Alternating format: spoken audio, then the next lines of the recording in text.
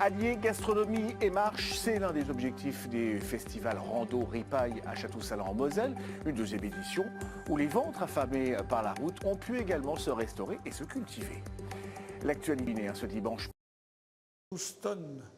Et c'est unique en France. C'est unique en France, il y en a eu 10 de fait, c'est la seule qui fonctionne encore. Les visiteurs sont conquis. C'est quelque chose qui m'a marqué, moi, notamment la tourelle de 155, cette précision, c'est de l'époque, donc c'était vraiment quelque chose, c'était extraordinaire. C'est celui qui est en meilleur état, quoi. C'est celui qui est le mieux conservé et qui se visite, donc c'est le fort à faire. Avec un petit tour en train pour conclure cette découverte, le fort est visitable chaque jour jusque fin août. En Moselle, Château-Salin a son festival, il s'appelle Rando Ripaille. La deuxième édition avait lieu ce week-end, un rendez-vous convivial qui allie le sport, la nature, la gastronomie et la culture locale sous toutes ses formes. Jean-François Didier et Inès Ponce-Texera. Rando Ripaille. En deux images, voilà un double concept bien sympa.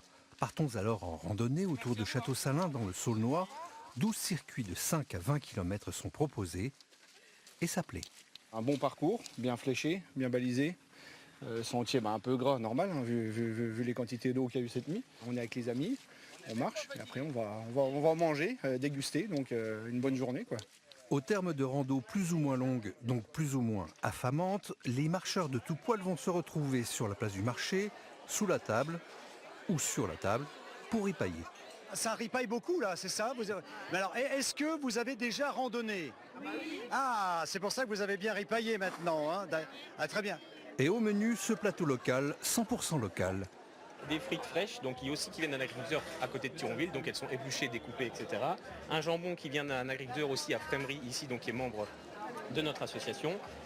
L'entrée qui est préparée par un traiteur aussi du Saulnois, du fromage qui vient de la fromagerie de Bénestroff et une glace aussi, glace locale, tout menu en fait est local.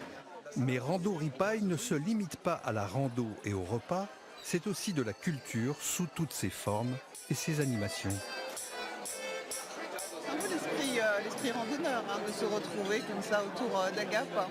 Plus les animations, plus la musique, plus les expositions. Voilà, à deux pas de chez nous. Ça permet, comme ça, dans notre secteur rural, de pouvoir, effectivement, en étant très éclectique, toucher un peu à un tas de formes de culture. Parce que, évidemment, la gastronomie, c'est aussi une forme de culture. Hein, c'est un peu ça l'idée. Une deuxième édition pas élitiste qui a aiguisé et comblé tous les appétits sportifs, gastronomiques et culturels.